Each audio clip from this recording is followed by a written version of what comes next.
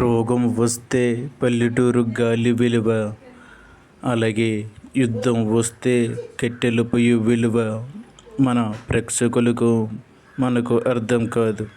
అలాగే తినడానికి తిండి లేనప్పుడు, ఆ దుస్థితి వచ్చినప్పుడు ఈ లోకానికి, ఈ ప్రపంచానికి ఒక రైతు విలువ, ఒక వ్యవసాయం విలువ తప్పకుండా తెలుస్తుంది.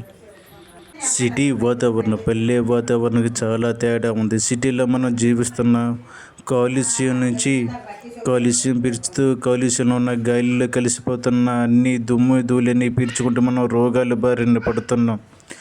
ఏమంటే వాతావరణం బాగోలేదు అనుకుంటున్నాం, కానీ వాతావరణం కాదు, మనలో మార్పులు రావాలి.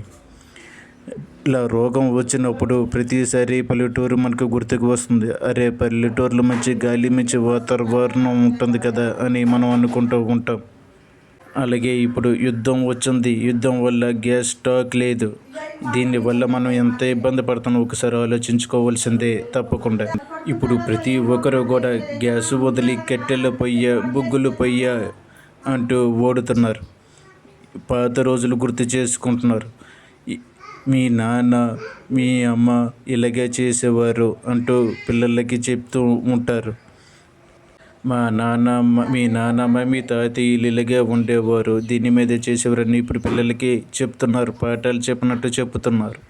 అన్నీ బాగానే ఉంటున్నాయి, కానీ ఒకటి మాత్రం చెప్పడం లేదు. ఏంటంటే ముందు తినడానికి ఇబ్బంది పడినప్పుడు, తినడానికి తిండి దొరకలేనప్పుడు తప్పకుండా మన వ్యవసాయం రైతులు గుర్తుకొస్తారని ఈ ఒక్క మాట మాత్రం ఎవరు చెప్పడం లేదు. అందుకే నా వీడియో ద్వారా నేను మీకు తెలియజేస్తున్నాను.